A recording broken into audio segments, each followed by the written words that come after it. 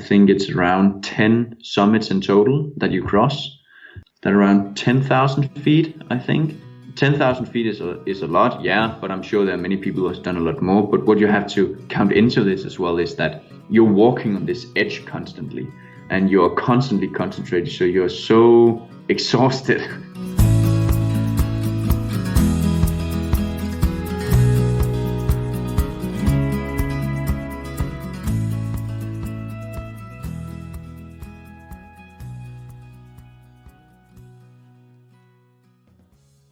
Hey folks, hope you're having a good day. Welcome to the Adventure Sports Podcast. I'm your host, Mason Gravely, but today we're throwing it back a few years to when Kurt was hosting. If you don't know, Thursdays are our Throwback Thursday episodes, so we're going to be featuring episodes from the past, but the stories still apply. The stories are still inspiring, and it's really cool because there's a lot of great gems in our back catalog. So this one goes a few years back, but it's climbing in Norway. Sounds really interesting, and I'm excited to give it a listen myself. So I'll be listening for the first time right along with you, so that's pretty exciting. But for anyone out there that's on an adventure right now, I know a handful of folks that are out there doing some pretty incredible stuff. I hope you're staying safe. I hope you're enjoying it. I hope you are spreading the inspiration, inspiring other people to do something different.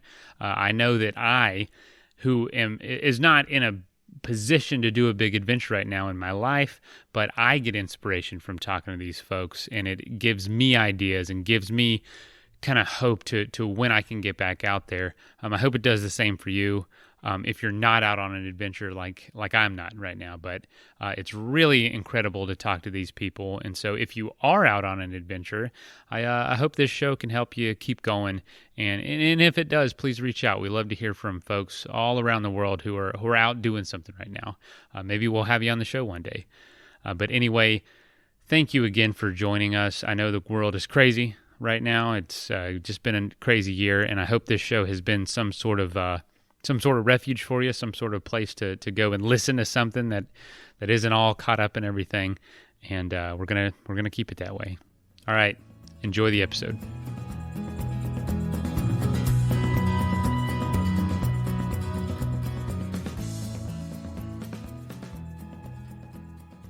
Hi friends, Kurt here. Thank you so much for listening again to the Adventure Sports Podcast. Today's show is on running, but not just any running. This is running in Northern Europe. We're going to be talking about some of the events that they have up there that I think are fairly unique. Our guest today is Jens Jacob Andersen. He is in Copenhagen, Denmark, and he spent a lot of time in Norway as well.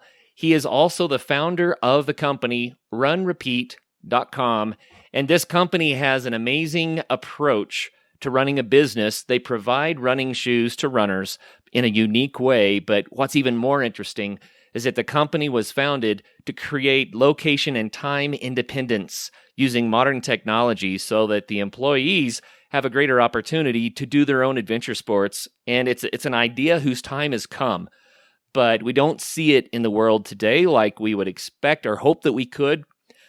So I'm really excited to talk to Jens about that approach to work and to play, and about running and the different types of crazy running events that they have there in Northern Europe. So Jens, welcome to the program. What an introduction. Thank you very much, Kurt. Hey, you know what? I have to tell our listeners, we tried that introduction 3 times. I finally got it. Yeah, let's see if this is the final one. I think it'll work this time. So Jens, what got you into running in the first place? Yeah, so actually I was playing soccer and I loved it, but got injured as many other kids. And I had to stay in shape. And what better way to stay in shape than running? So I picked up running, and it turned out I really loved it. So I did more and more and picked up my mileage and did more intervals and more tempo runs, and I was really structured, and I enjoyed it. And I always ran just for myself. I never ran with any friends or in any club. You know, some prefer to be in groups, some with a few friends. I rarely did any races either. I just ran for myself and enjoyed it. And then one day, the track and field coach he saw me at the stadium because I always jumped the fence to the stadium in the evening so that I could do intervals.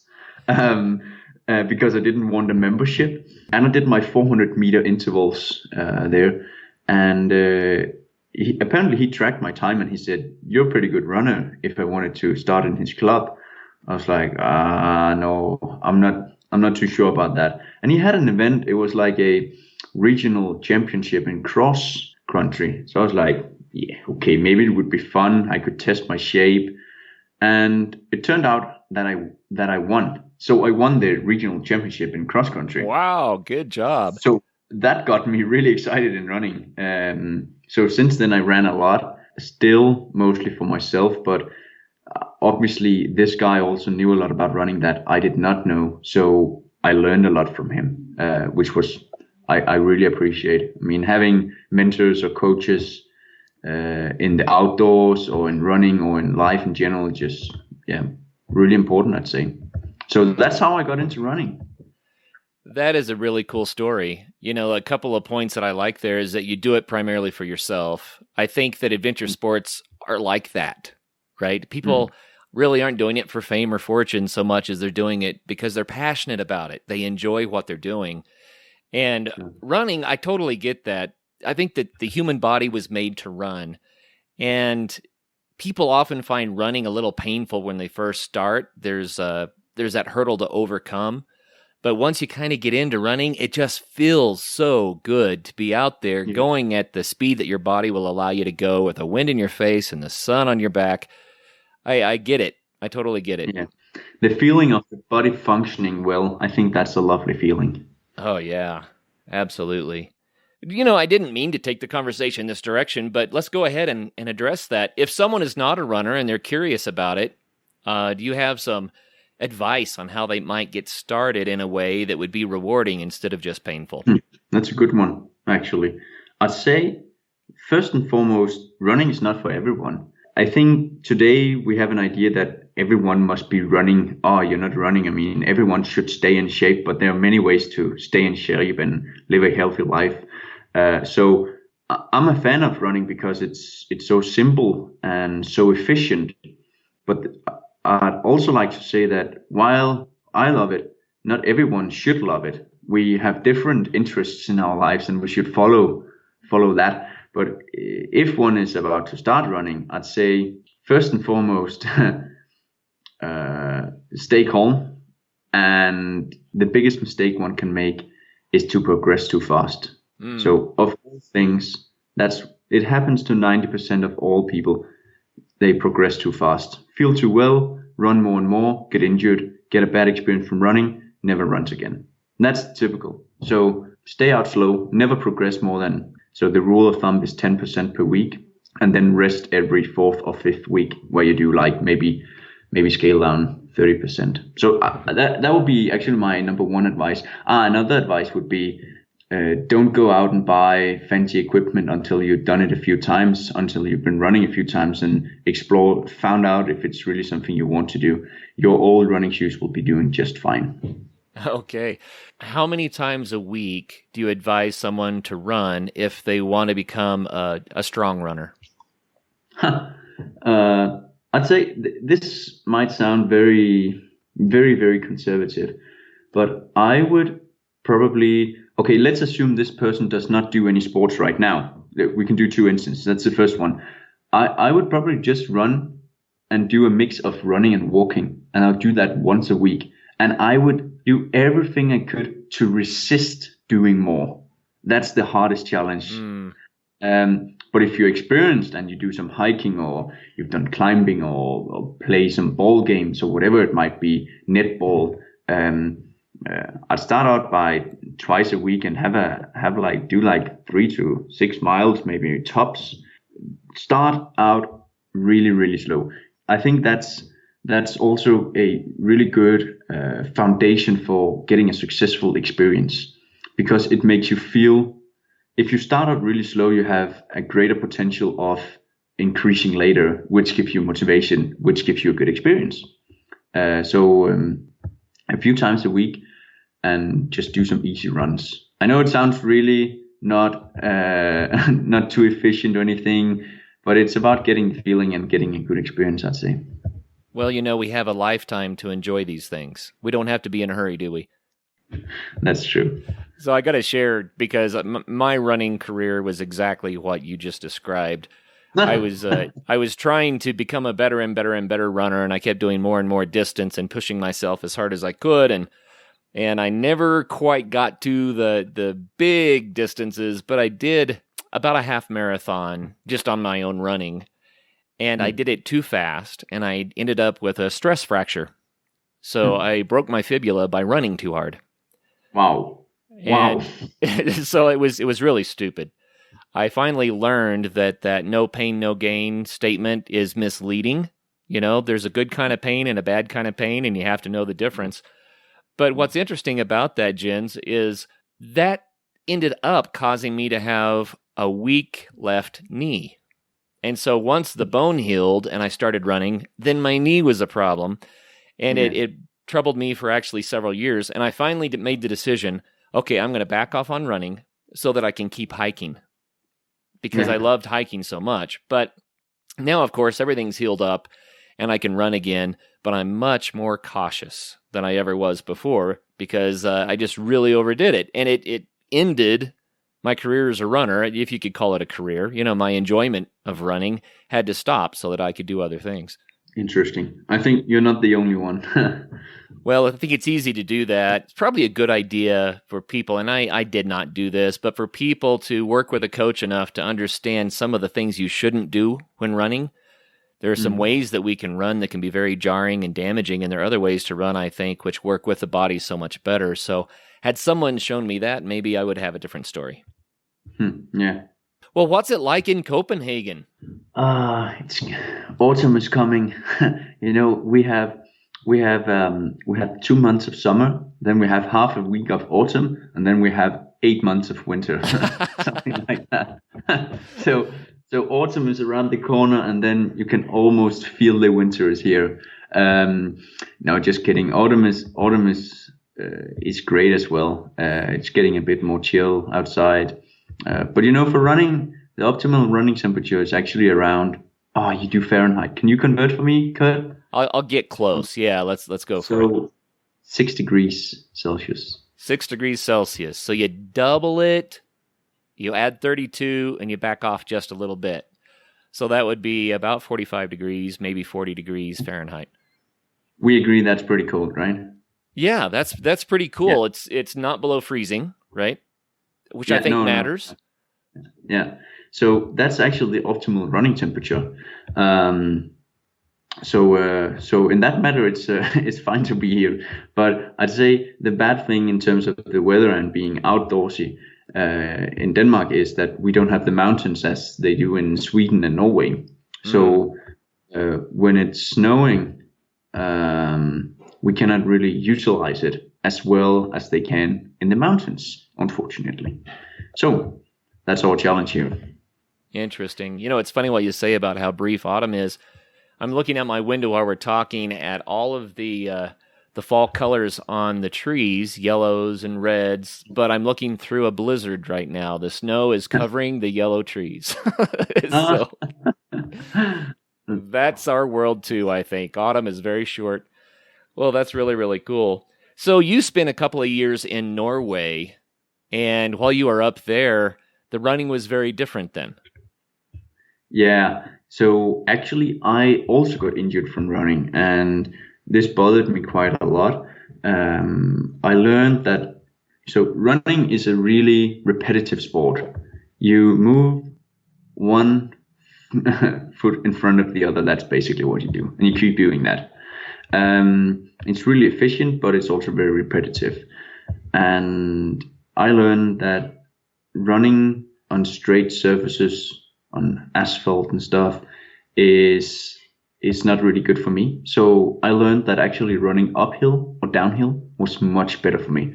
So when we moved to Norway and we lived there for just about 2 years, I was running even more than I did previously, and I was always running up or down. And very often you get it so steep that no one runs there, not even the world's best. But that's just what I love the most. Just running to a mountaintop and then down. That was my favorite. I love that. I love that. And of course, in winter, you do more skiing as opposed to running. And then some climbing as well, yeah. Oh, neat. I want to talk about one of the big events that you did in Norway that sounds really cool.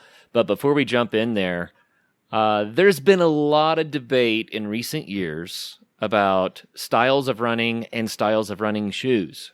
And I just kind of would like to get your take on it. Not that anyone's wrong or right. I think what happens is people have to sort out what works best for each person, right? Yeah. But there was a time when the running shoes had a fairly high heel, very, very cushy, and that was considered really important to protect the joints. Recently, people have been saying, no, let's go to a minimalist approach where the heel is low and maybe there's not as much padding, and instead of using a heel strike in your stride, you're supposed to be running on the ball of your foot. And then some people have taken up barefooted running. Yep. And I'm just curious where you fall on that spectrum. Yeah. So this is my point of view, and you should, whenever you ask someone about anything, you should consider what is the interest of this person, what is his incentive in saying what he's saying. So as we might cover later, or as you mentioned in the introduction, my living is from not selling running shoes, but telling people what running shoes to buy. So I am biased in the way that you could say I should promote buying more running shoes, but I'm actually the opposite. I think people have too many running shoes, and I think we should okay. Products. But I want to help people buy the right products. But in terms of this, I think brands are dictators in the running environment and also partially in the outdoor environment. So they promote specific products which then become popular, and everyone buys those products, even though those products might not have had been the best products. And what happens when there are 20 running shoe brands on the market and there's a new one who wants to enter, but the market is pretty full? They try to create a new market within this market. So they try to create minimalism. And that went on very successfully, got it backed by some science and stuff, which those turned out to be very cherry-picked. They were fined by it afterwards as well. And the other brands, once they see this is really popular, they jump on it and they start promoting these products as well. And then everyone wants minimalist running shoes. Then the next thing, the most recent move has been the opposite. It's quite funny, but maximalist running shoes, so where you have extreme cushioning from the heel all the way to the forefoot, mostly known from the Hoka running shoes. So again, we had the same situation. Previously, it was Five Fingers who came into the market and created this new market, but now we had Hoka, or Hoka One, as they're called, who do these extreme maximalist running shoes. They look seriously ugly, but if you ask one who's wearing them, he would swear they're the best running shoes ever. And they are really bouncy, super comfortable. And they came into the market, and now all the brands are also promoting their maximalist running shoes. And so what's right? Like, what do we do? History is repeating itself. Sure. This is just marketing. That's my point of view. So I've read hundreds of studies about running shoes and what shoes to buy and everything. And if I should just give one advice, it's comfort. So whatever is comfortable for you, buy it. That's it. If I can make it that simple. All of those things of arch support, it's all hype. We actually did at Run Repeat. We did because we wanted to find out. Finally, we wanted to do a meta study on arch support. I don't know if you're familiar with this or the listeners are familiar, but basically in the running environment, there has been like a thought that either you're a neutral runner or you need some arch support. So you would need a stability shoe or even a motion control running shoe. And what they do is they support your arch so that you don't fall inwards. Okay. And this has been like a promotion or a way to make people go to the running stores and buy the shoes at a higher price because it's more technology in the products. But if you look, we looked at more than 150 studies and we spent almost 300 hours on this. So it's 2 months full time just writing one article. And we found in the end, if you've not been recommended from a specialist, not just a running store, but a specialist, to buy shoes with extra support, you don't need it. Not even if you are told in a running store you fall inwards, you need stability shoes or motion control shoes. Don't just buy neutral shoes. That's what we found. So that's very interesting that there's a whole industry built around this. But my take on it is that it's all marketing. Wow. So what really matters is comfort and proper training. I'm going to throw that in there because if you run the wrong way, you can hurt yourself, right? We already talked about that.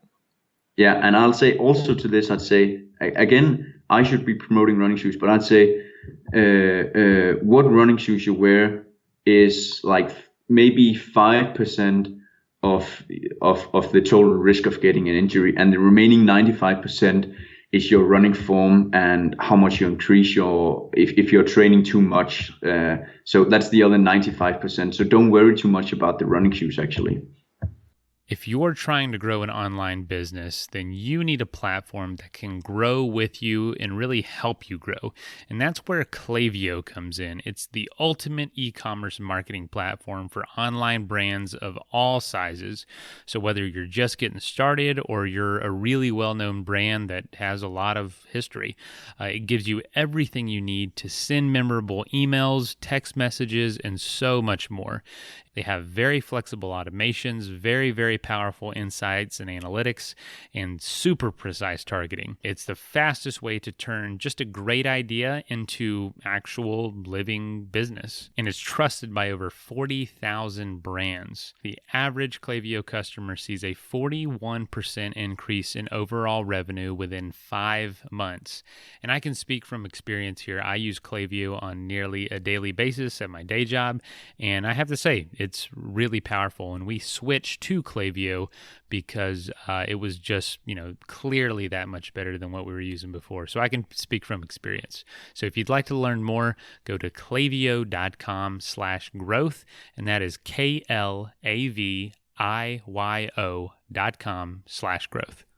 Well, that's awesome. So we're going to come back and talk more about your company, Run Repeat, and the unique way that you guys are offering shoes out there here a little bit later in the show. I want to get back to what is going on in Norway with some of these events. But Jens, I want to make this point. A lot of people that have an adventure sport can't do their adventure sport all the time because it's seasonal or location dependent or whatever. Maybe it just takes too much time. And so many of them, to stay fit, they fall back onto running as what they do when they're not doing their other thing. So what's cool about that is that when we're learning more about running, especially for people that running is not their main focus, right?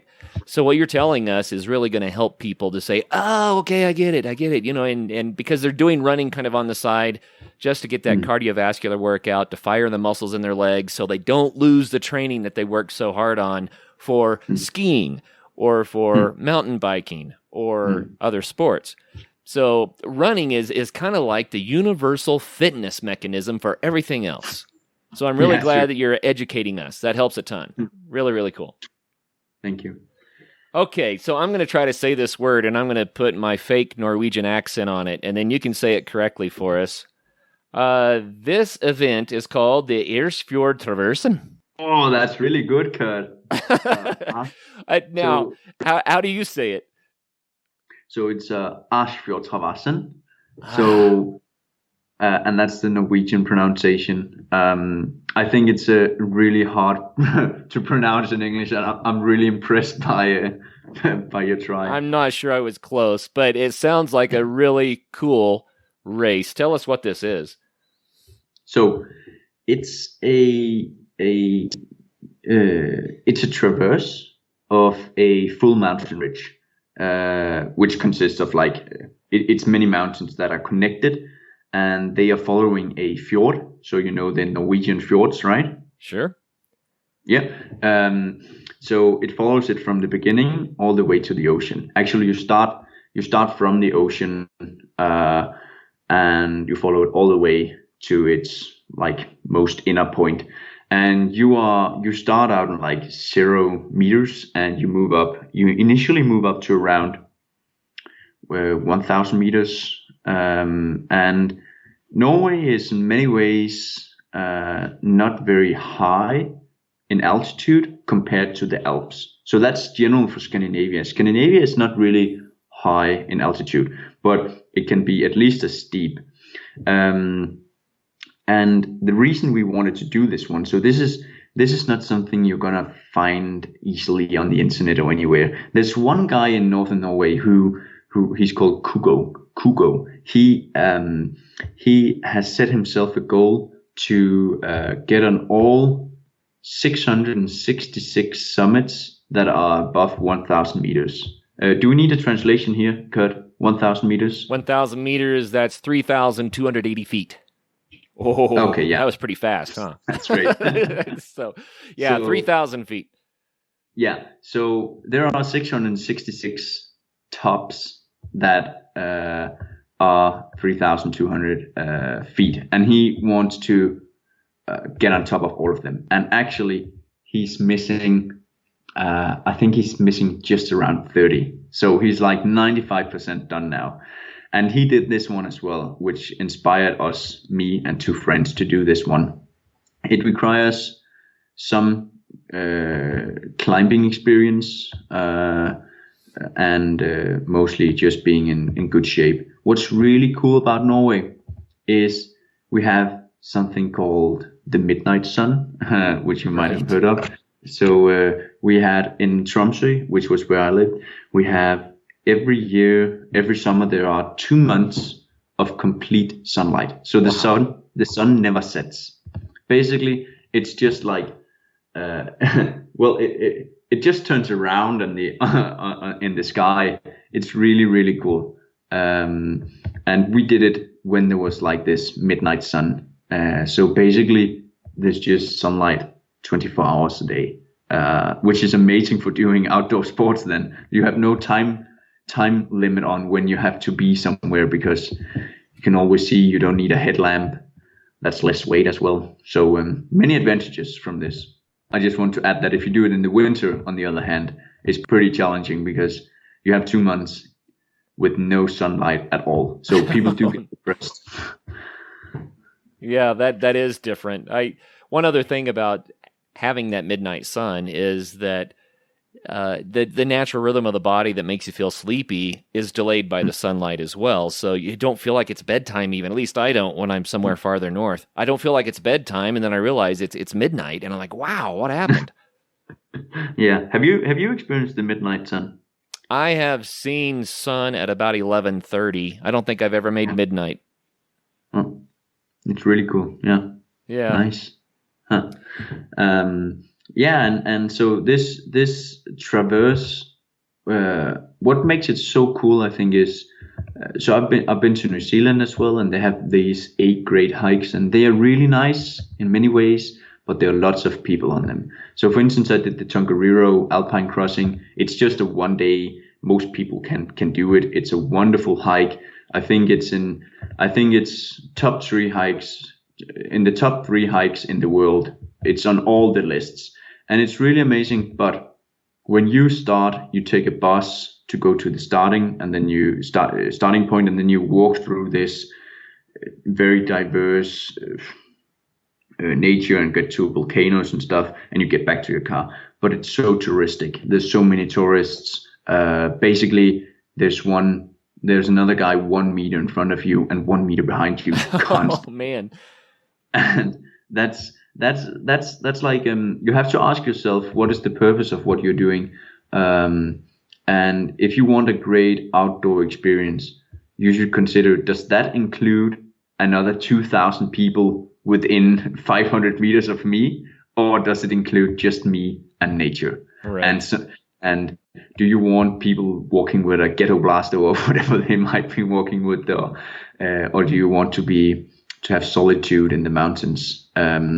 I'm not saying one is more correct than the other, but you have to ask yourself what your interests are. And in this case, I'm more into northern Norway, where there's rarely any people, and when you meet someone else, you're like best friends. Right. That's awesome. So the Ersfjordtraversen, nice. It's running, hiking, and climbing. You're going up to about 1,000 meters from zero, but then back down again. So does it require technical skills? You have to use ropes. Yeah, you have to use ropes. You do some abseiling, you do some climbing. It's pretty easy climbing, I'd say. That being said, I'm a climbing instructor myself. But on the first climb we did, I actually slipped, and I think I fell maybe 4 meters. And I'm sure you've had those experiences yourself, but I was just really, really scared afterwards. Because climbing in the real mountains, that's just something different from climbing indoors or doing sports climbing. That's just something very different, I think. But I think you know a lot more about that than I do. I'm sure you have some bad experiences yourself. Too many, I'm afraid.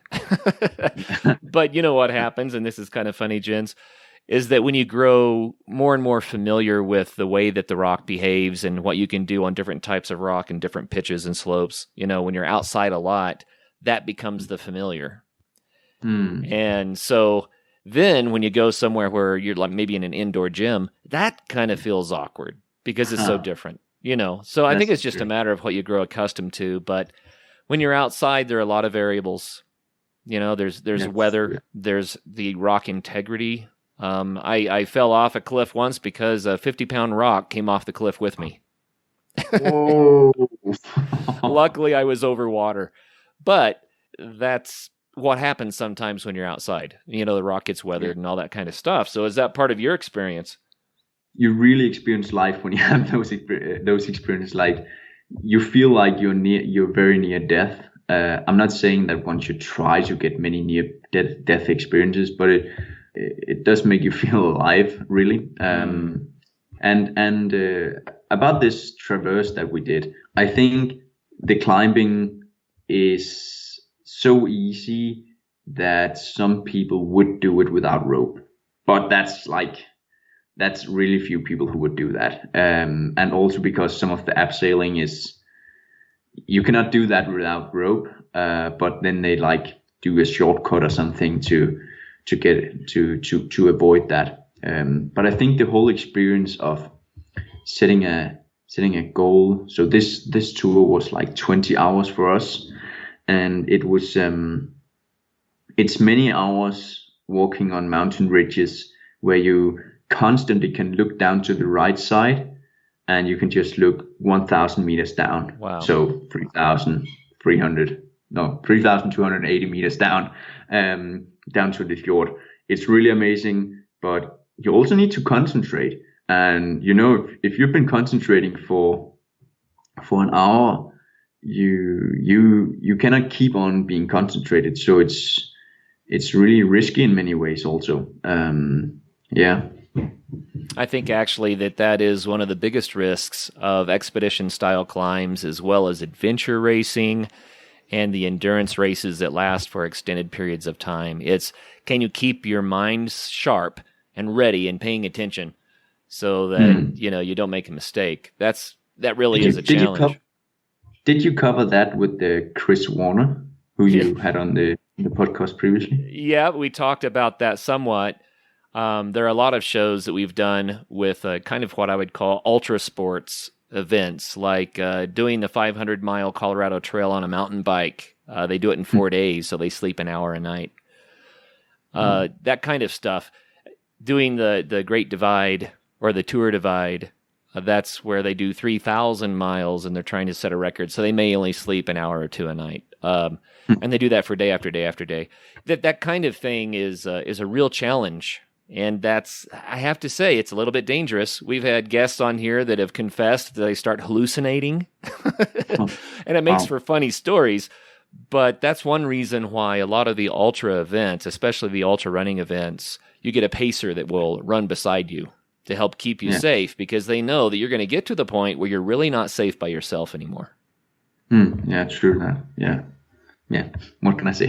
Yeah. I think there are some guys you've had on this podcast who have had like really insane near-death experiences as compared to my 4-meter fall. But it's just, it also depends on your experience when it's one of your first really big slips. Right. The adrenaline really rushes through your body, and you're just so scared. It's funny how it influences your decisions afterwards. But it's just getting up again and keep going. It's really important to get started again, I think. Sure, you bet. And 4 meters, I mean, we're talking about, oh goodness, 4 meters is what, about 14, 15 feet? I mean, that's a pretty good drop. You could do some serious damage at that height. Matter of fact, it only takes about 6 feet to kill you if you land the wrong way. That's a stat that a lot of people don't know, but if you land the wrong way, 6 feet can kill you, which is wild. It's not common that it would, obviously. You drop 6 feet, normally you're not hurt. But when you double or triple that distance, you're getting into the range where you can do some serious damage. So how did you land, and did you get injured at all? I landed miraculously like 5-10 centimeters above the plateau where we were standing. So that was like, it was really a pointy rock we were standing at. So I'd say a 0.1 second slower reaction from this guy, and I would most probably have been super injured. So luckily, we were lucky this time. So we kept on going, and this traverse had like, I think it's around 10 summits in total that you cross. And it's around, what would that be in feet? That would be around 10,000 feet, I think, of elevation. But 10,000 feet is a lot, yeah, but I'm sure there are many people who have done a lot more. But what you have to count into this as well is that you're walking on this edge constantly, and you're constantly concentrated, so you're so exhausted. Right. On the day we did it, we were lucky. We were fortunate that the clouds were hanging really low, so they were at around 200-300 meters. So we were just looking down at the clouds constantly. But actually, when we came around 2/3 of the way, we had a really hard talk about if we should continue or not. I'm sure you've had many of those experiences. Should we continue or not? I don't know if you have Kurt, do you have some general rules on when you want to continue or when you do not want to continue? I think that most of mine are based on the weather and how much time we have left and how the conditions are going to change, which, it's kind of hard to know. Sometimes you just have to make your best guess. But some guests who have come on the show have said, when there's a disagreement about whether to continue or not, they choose beforehand that they're going to go with the most conservative opinion. That's a good one. Yeah, just to be safe. They say, okay, if anyone's not comfortable with this, we're turning around. And that's kind of become a rule that we follow when we do our mountaineering. That's a good one. I think in our situation, we were starting to get exhausted after these 17 hours we were at now. And it was mostly a decision based on how would our concentration, would it last for the next 1/3 of the road, or should we just get down? So we actually decided to get down and failed at this. But that's just a good excuse to get back one day and finally complete it. I have completed almost every section of this one, but not in one go. So unfortunately, as happens with such events, sometimes you need to just get down. So we got down, and unfortunately, when you're in the mountains, if you get down, it does not mean that you just get down to your car. We got down at, I think it was 2 a.m. in the morning, and as I mentioned, the clouds were 200 to 300 meters, so they were also at sea level where we were, and you don't just get down to your car. You have to find your car when you get down, because we got down at the opposite side of the of the mountain. So we had a just in miles, that would be around 13 miles walk to do. After having been 20 hours or 17 hours on the ridges, we had to do those 13 miles of walking just on asphalt, and that was super boring. But and exhausting, no doubt. But that's kind of the way that a lot of these things can turn out. You find yourself saying, well, I have to keep going, and you try to do it in a safe way, but you just have to keep going. And I have found you get kind of to a point where you don't really get more tired. You just stay very tired the whole time. Is that what you experienced? Yeah, you get like into this meditative state. I think right. No one is talking, and you just move basically. I remember so many hikes like that. My friend and I used to use walking sticks, and we would get to the point where the only thing you could hear would be the footsteps and the dragging of the stick. Scrape, scrape, scrape. It just brings back memories. That's fun. Lots of fun. And you said that one of your favorite runs still is to do the 1 kilometer vertical events, and that's kind of unique. I've not heard a lot about that in the U.S. So what do you mean by a 1 kilometer vertical run? Yeah, so it's a big thing in Europe here, especially in the southern part, in the Alps, where a race distance is not determined by the length, but by the height, you could say, of it. So it's 1,000 vertical meters. So was that 3,280? Sure, yep, you got it. And it's just about getting on top the fastest. There is most often one route, though, that you would follow. And most often people are surprised by how long time this actually takes. Now, many of the guys on this podcast might be well aware of how long it takes to travel yourself 1 vertical kilometer. But I think Kilian Jornet, the world champion in mountain running, trail running, he has done it in 35 minutes, around 35, maybe 33 minutes. And for me, it takes maybe 52 minutes. And I'd say I'm in pretty good shape, but compared to Kilian, the world champion, of course, I'm really bad shape.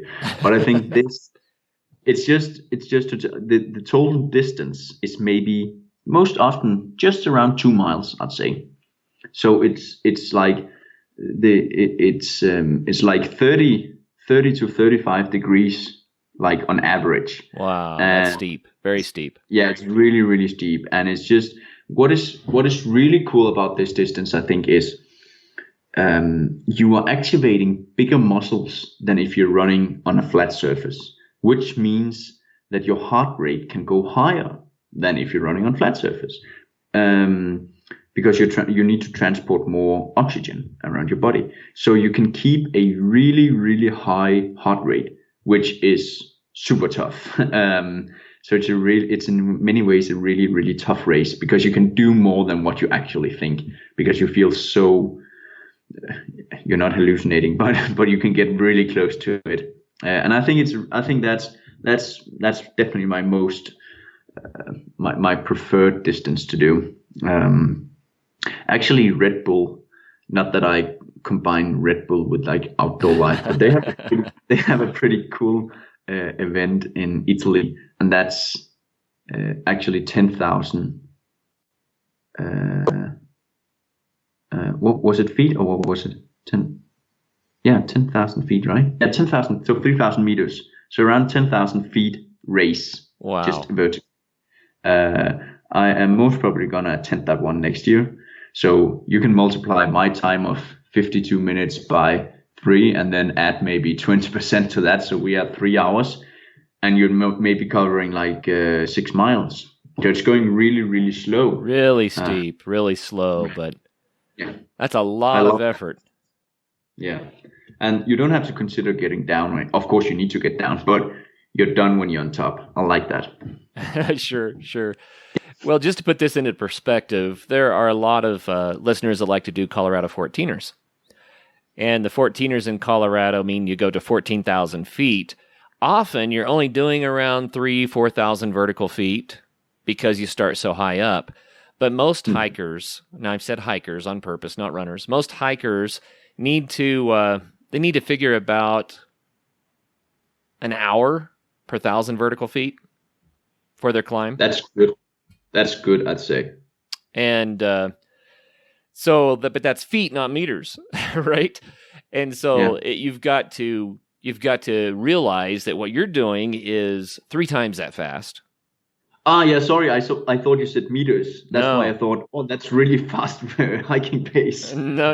I'm talking about just hiking. And of course, that means you're going up to fairly high altitude. Everything above tree line, it gets pretty sketchy. The air is so thin, and people aren't acclimated to running at 14,000 feet. So, that slows things down as well. But what you're talking about is covering about 3 times the distance, or the vertical feet, right, as kind of the average 14er climb pace. So that's pretty aggressive. That's hard work, man. Well, I'd like to talk a little bit about, I gave the teaser at the beginning of the show, but I want to talk a little bit about your approach to life and to business as it relates to an adventure-focused lifestyle. I think so many adventurers have to sort out, how can I have time for my adventures, for my life experiences, the things I feel really enrich me, but still earn a living and manage a kind of the standard obligations of life at the same time. And that's difficult to do. So what's your take on that? Yeah. So, of course, there are many ways to try to take control of one's life and do what one loves to do. I can give my story in short, which was that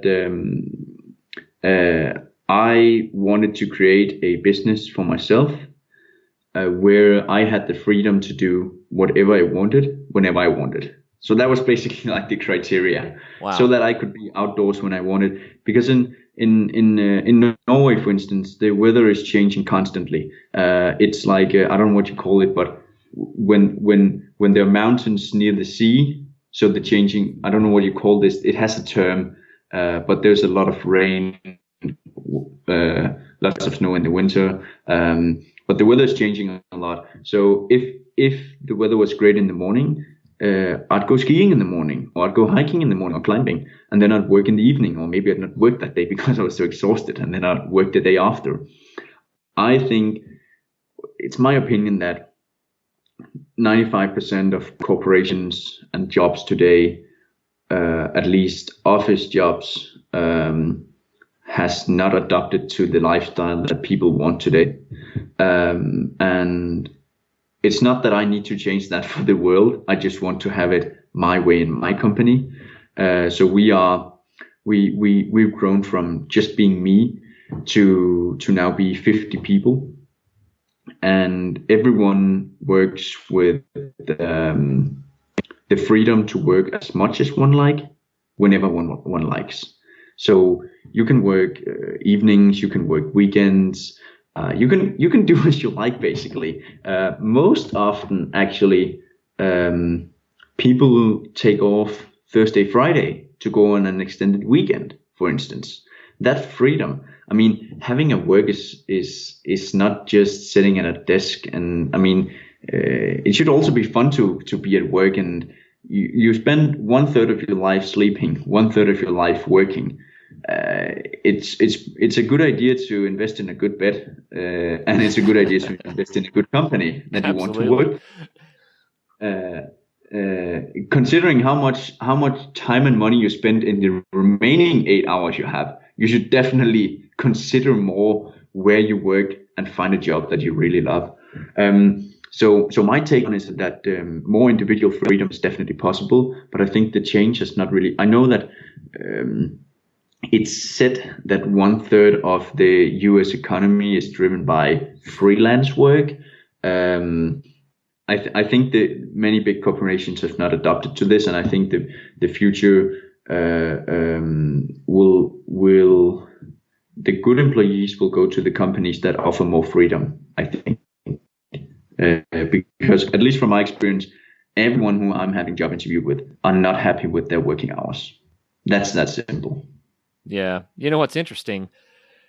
It's not just about the number of hours you work. It's also about the location where you have to go for work.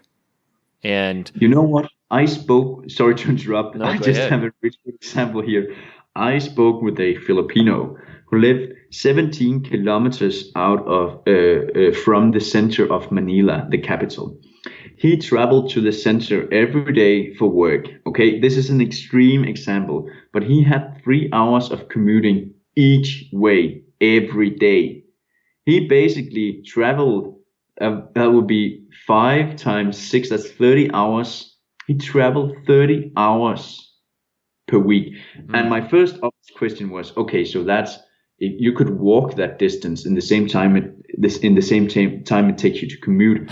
And he said, yeah, but it's so polluted. So he did not want to be out there. He said he will live longer by taking the bus, but there's so much traffic jam that it takes him 3 hours each way. So, and it's just so much time wasted. I think 80 or 90% of the people that I work with, they work from home, and they try to establish, some do it well, some do not do it well, a good working environment in a separate room where you feel like this is my workspace. There are still another 10% who prefers to go to a co-working space, myself included, and the company would pay for that. So it's not like you're saving money by staying at home. You're just not getting the shared office, but people prefer to be home. Many have kids as well. They'd love to spend more time with their kids and work when they're sleeping instead. Now I've been talking a lot. No, that's fascinating. And like I mentioned at the beginning of the show, I think that your perspective is an idea whose time has come. We think about taking care of the environment. We think about the increasing wars and expenses associated with, using fossil fuels to move ourselves from one place to another. These long commutes in cars, the expense of the automobile. If you had that money, what could you afford to do if you didn't have to spend it on the car? Right? Yeah. You start adding up all of these variables. And then the funniest part to me is corporations that require their employees to come into the office. They have to lease or buy large office spaces, which are extraordinarily expensive, with cube farms that are very, very expensive. The companies could save millions upon millions of dollars just in their infrastructure expenses by saying, hey, you can work remotely. You know? It's insane, and Run Repeat is also saving money from that, definitely. But it's not like we're saying that people cannot have a co-working space, but they just don't want to. They actually prefer to be from home.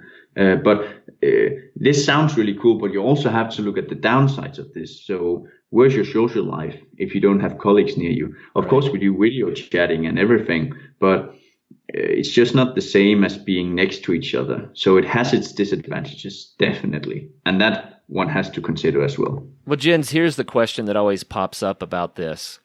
How do you know if someone is doing enough work to earn the money that they're being paid? I mean, that's a bottom line, right?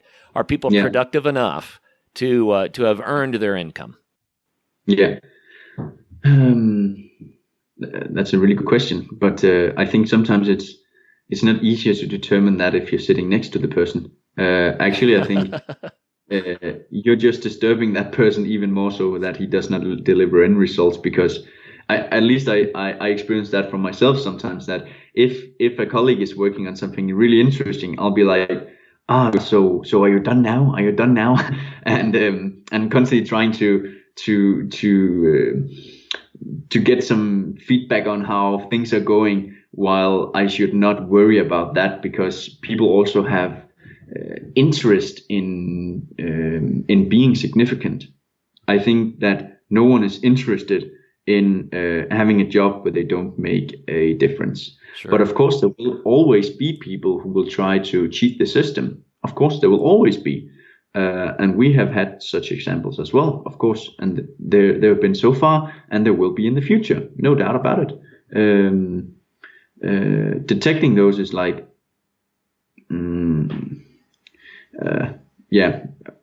are the results any good? And of course we cannot, it's not like it's not like it's not heaven where if you're working for this company, then you don't have to work at all. I mean, it's not like that. Of course, I expect results. And if you are not good enough, then there's most probably another one who is good enough. So it's also performance based. It should not. Sometimes I think this idea of remote work sounds so cool and everything, but and no one can monitor what you're doing, etc. But what one also has to deliver results. Sure. I think traditionally people had to show up to work at a certain time and they had to stay there until a certain time. And then there was someone monitoring their activity to try to keep them productive for that period of time. And so we've built our industries kind of around that. Hourly wages and then salaried employees. That turned into kind of an excuse, and not in all companies, but in some companies, it's like, okay, I don't have to pay you for your time anymore.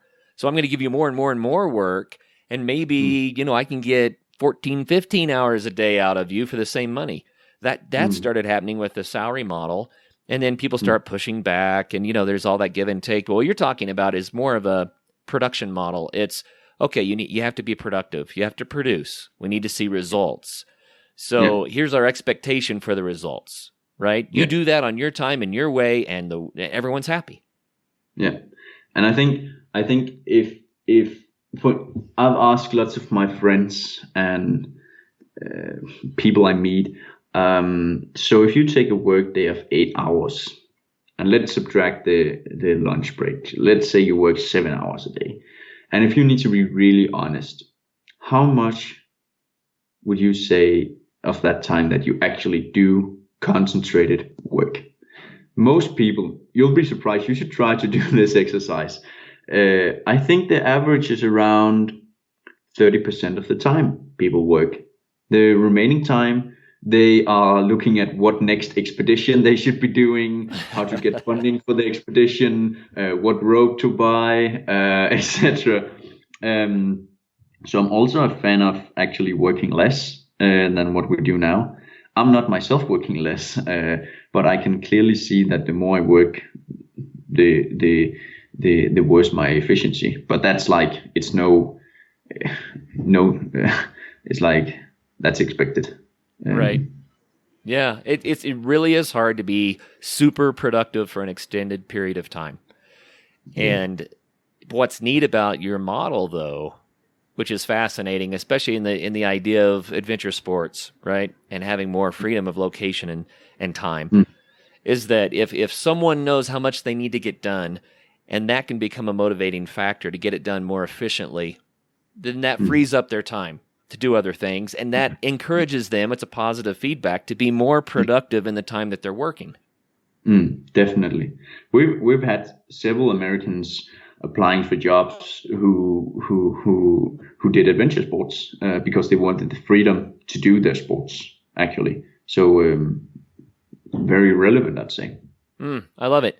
You also mentioned earlier, before we started recording here, that you really believe in the philosophy of minimalism. And how does that work into an adventure-focused lifestyle? I think there are many ways of doing an adventure, and I lived plus 2 years with just 100 items. So that's 5 pair of underwear, 5 pair of socks. Then you got 10% of everything you own already. Basically, I could fit everything into a backpack, and I just love that lifestyle. You really appreciate the stuff that you own. Of course, if you do sports, there are some sports that require a significant amount of equipment. For instance, climbing. It would be hard just doing climbing alone, you'd probably have the first 100 items, right? Sure. So there are things where you're restricted, but there's a huge sharing economy out there that enables you to own less. But minimalism comes down to, for me, appreciating the things that I own and not being attached to things. So that's the two most important things to me. And first and foremost, we live in a rat race, and we live in a keeping up with the Joneses environment. That's for most people, at least. I'm not saying where everyone is like this, but apparently that's just how human is built. That we try to impress other people, which is fine. But I think it's fine to try to impress other people.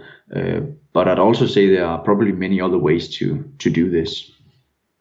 Well, while you were saying that, I counted the items on my desk, and not counting the pencils and pens that I have in a jar, I'm up to 20 items. So I'm in trouble. I've already taken up a fifth of the 100, and that's just on my desk.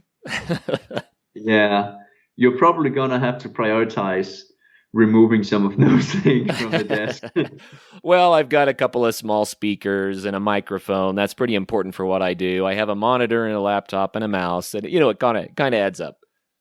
Yeah, and then you go to your bathroom and you open like anything that can be opened, and you're like, oh, that's another 50. You really quickly get.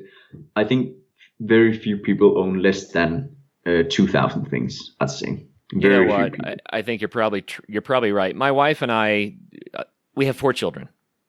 Yeah, and 2 of them are now in college, and 2 are at home. But that's a pretty good family size. It required more stuff. That's my excuse, right?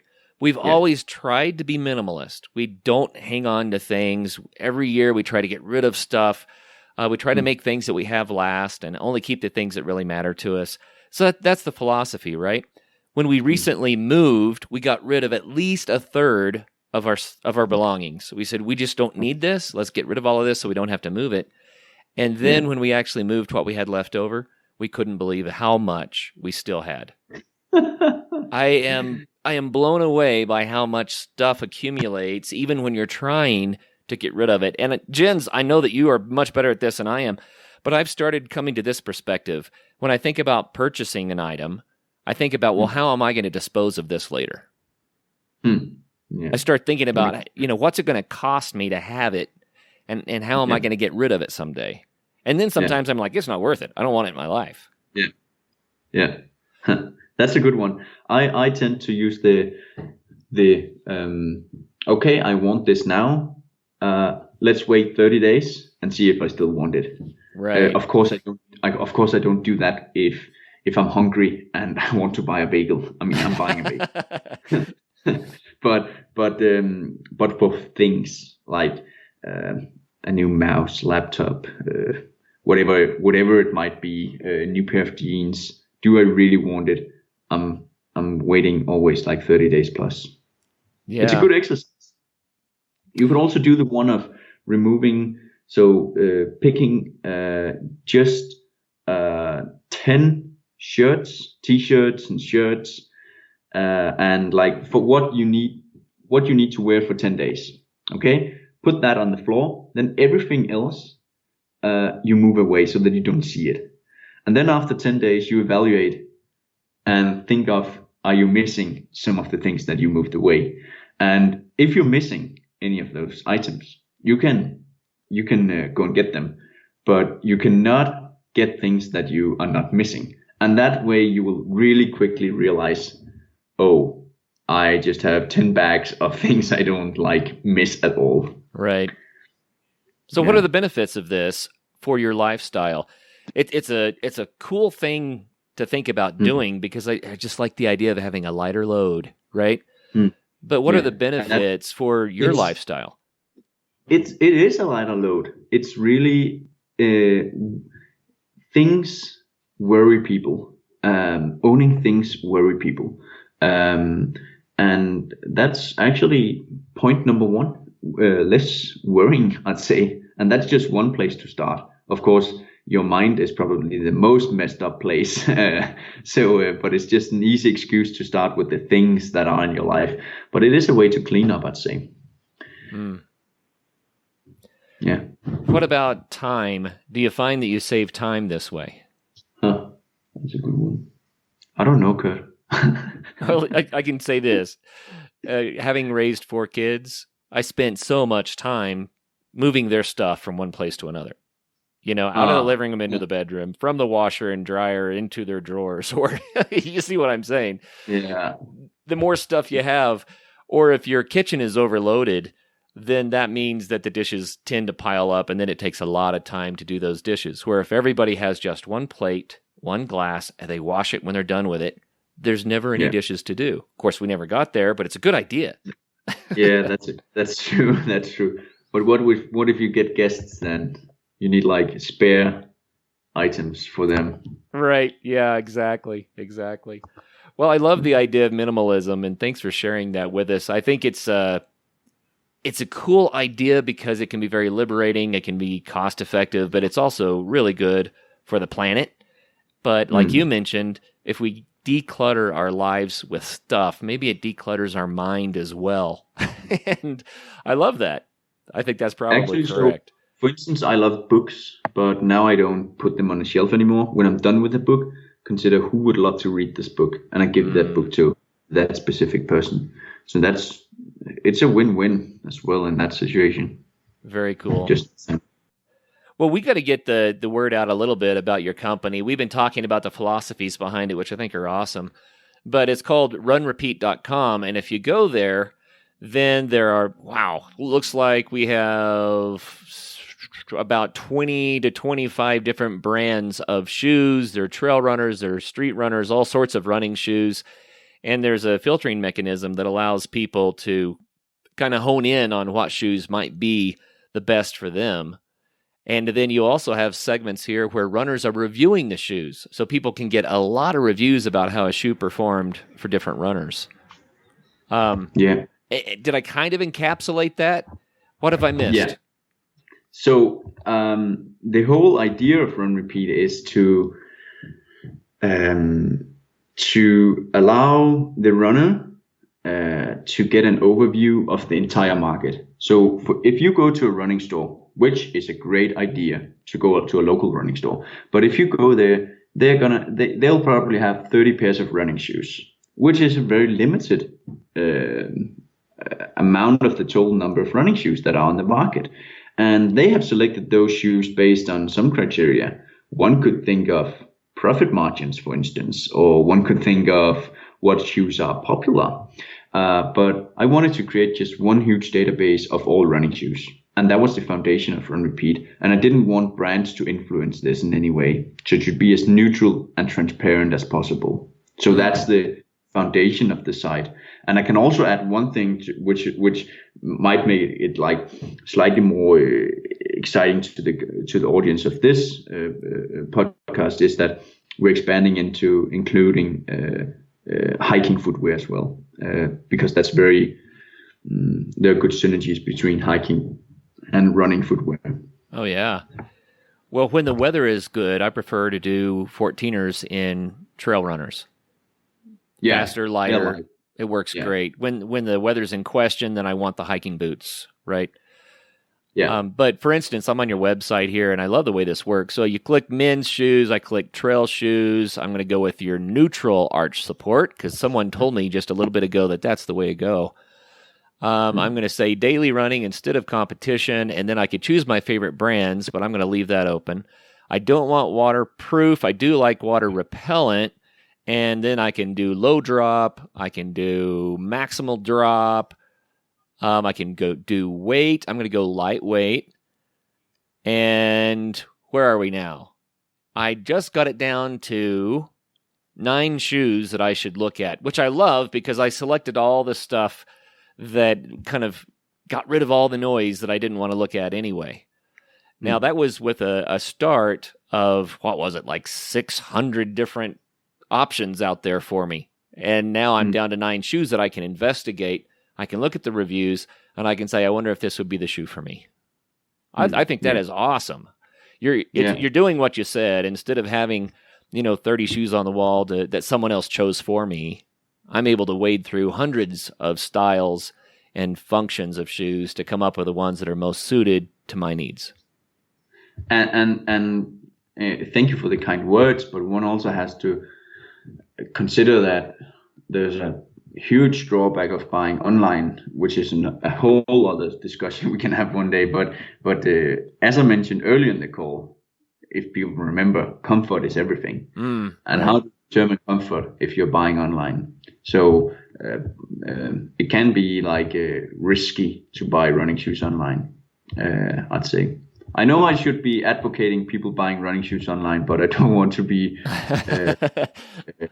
like not honest about this. Well, if I order a pair of shoes from you and then I find out that they actually just don't fit, then what are my options? Yeah, so Run Repeat, we don't sell running shoes ourselves. So we just show you where you can buy the running shoes. So if you click into one of the specific running shoes, we would compare prices from I think for the US it would be around 60 or 70 stores. So basically all stores we've been able to find so far, 63 shops at the moment. So we're comparing prices from all of those retailers. And what I think is cool is that you can very often if you go to a shopping engine site, you cannot select size, and that's a really big disadvantage of the shopping engines, because very often there's this size US 18 that is available at just $30, and then you click on that deal and realize it's just that one size. Whereas at Run Repeat, you can select your size and see the specific price for that specific product, and also actually specific color. So I think that part is done well by us, I would say. And then big disclaimer, if you click on a link to one of the retailers and you buy something, then we get a small commission from that. And that is basically what pays the salaries. But it's only if you're paying something and you're not buying something, and it's not like increasing the price of what you're buying. Wow, that's great. So we're not buying the shoes directly from your company. So the return policies would be the return policies of the company that we buy them from. But by going through your company, we get the option of finding the best solution for us at the price we want. Man, That's really powerful. That's great stuff. Yeah. Thank you. So it's fun. I just clicked on one shoe and it showed me some of the best prices, and it says 63 shops analyzed. Man, that's a one-stop shop. That's cool. That it is. Yeah, we are doing our best, and if any stores are missing, we are happily listening to our users what stores we should be adding. It is really important for us to have any store. Basically, we want all stores to be online on this, and of course, it's not all of the stores that we actually get a commission from. Some of them don't want to give us a commission, and that's also a bit tough for us. I mean, should we then send you to the shop that gives us a commission? No. And we think, okay, what's important to us? It's to be transparent and neutral. So we should always show you the best price. Wow. Well, that's cool. So Jens, I think it's an awesome company. I love the approach. And I also think it's really good. Like I mentioned, running is kind of the default activity that we all have to do to stay in shape, to do the other things we love to do. So every adventurous person out there needs the right pair of running shoes for them. And for me, it's going to be a trail runner. It's going to be something that has a good sole, good traction, and something that's going to be fairly lightweight that I can use on 14ers in the summertime. So I'm going to be looking for that on your site. Let me know what you find out. Okay. Very, very cool.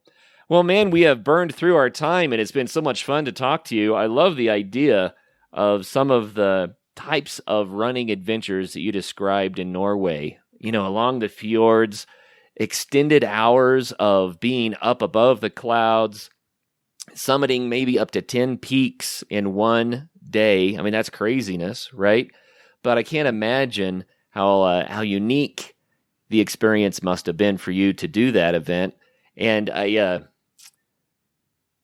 think that the memories are probably what it's all about for me, really. I love being out there and doing it, but when you look back on it, it's kind of an encouragement or a place mark in your life when you look back on how your life has been, and you say, like, that was something I did that year, and that's how it impacted me. Does that do that for you? Yeah, definitely. That's very cool. I think it's why it's so important that we do adventure sports. And I could go on about that forever, and the listeners are probably tired of me going on about it forever, so I won't say more. But thank you for sharing that with us. Very cool. Thank you very much, Kurt. Thank you for being here. Oh, you bet. And for all of our listeners out there, until the next show, get out there and have some fun. And if you don't know where your running shoes are yet, then go to runrepeat.com. Thanks, Jens. Thank you.